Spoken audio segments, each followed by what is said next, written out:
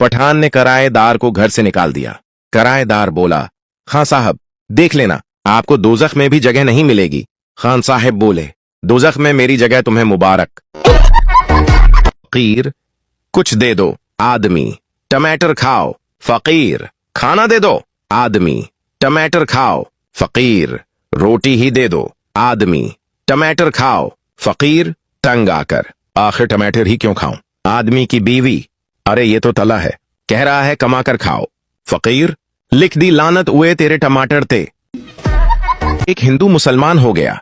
हर कोई मुबारकबाद दे रहा था। जब पठान मुबारकबाद देने के लिए गया तो हंस पड़ा। किसी ने पूछा, क्यों हंसा? पठान बोला, उसको तब पता चलेगा जब जून जुलाई में रोजा रखेगा।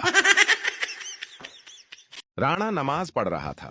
एक आदमी दूसरे आदमी को बता रहा था, राणा बड़ा नमाजी परहेजी है। राणा नमाज तोड़कर बोला, इसको बताओ, मैंने हज भी किया है। और बोला, ये कैसी दाल पकाई है, ना नमक न मिर्च।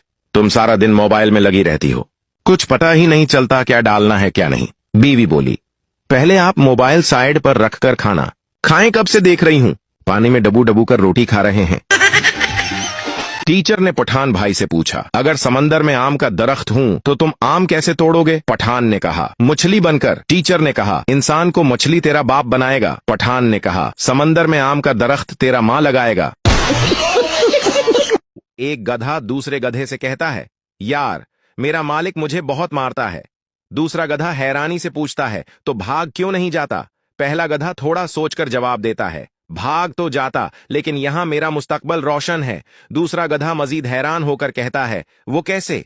पहला गधा मुस्कुराते हुए कहता है, जब मालिक की खूबसूरत बेटी शरारत करती है तो मालिक गुस्से में कहता है, तेरी शादी गुद्धे से कर दूंगा, बस इसी उम्मीद पर यहां बैठा हूं।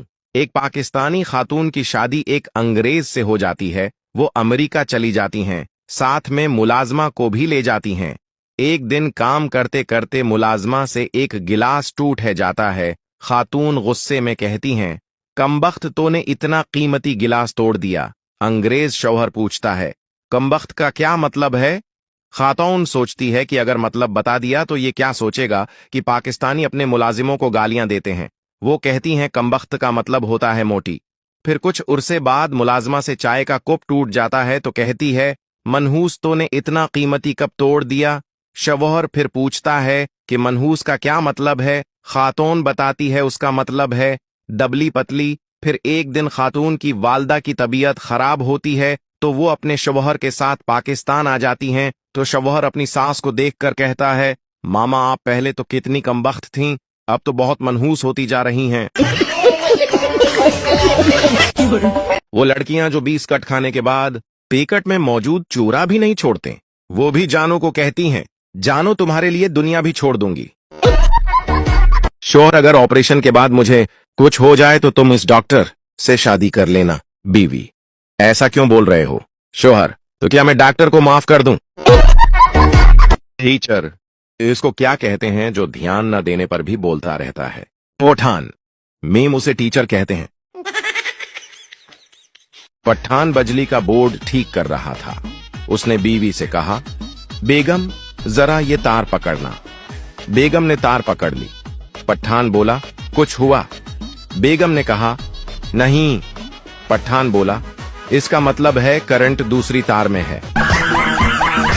एक छिपकली की नीलामी हो रही थी। किसी ने पहली बोली लगाई 1 लाख, दूसरा आदमी 2 लाख, तीसरा आदमी 10 लाख, चौथा आदमी 1 करोड़। इतने में पुलिस पहुंच गई। मामला कोर्ट में गया। वहां जज के सामने फिर बोली लगना शुरू हो गया। पहला 1 लाख, दूसरा 2 लाख, तीसरा 10 लाख, चौथा 1 करोड़। इतने में जज साहब बोल पड़े, इस छिपकली में ऐसी क्या खास बात है कि इतनी ऊंची कीमत है? तभी किसी ने कहा, जज साहब ये छिपकली ही ऐसी चीज है जिससे बीवी डरती है। जज साहब तुरंत खड़े हुए और बोले, 2 करोड़।